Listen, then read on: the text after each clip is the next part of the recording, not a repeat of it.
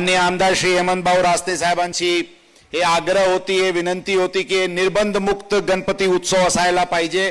100% ते निर्बंध मुक्तच राहणार आहे। यामध्ये पोलीस आणि प्रशासनाकडून कोणताही प्रकारचे निर्बंध एकतर्फी लावण्यात येणार नाही, हे मी आपल्याला सर्वप्रथम गवाही देऊ इच्छितो।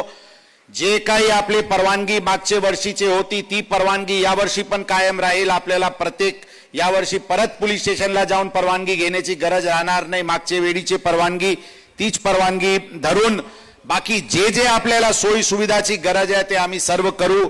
भयमुक्त 100% भयमुक्तच गणपती राहतील।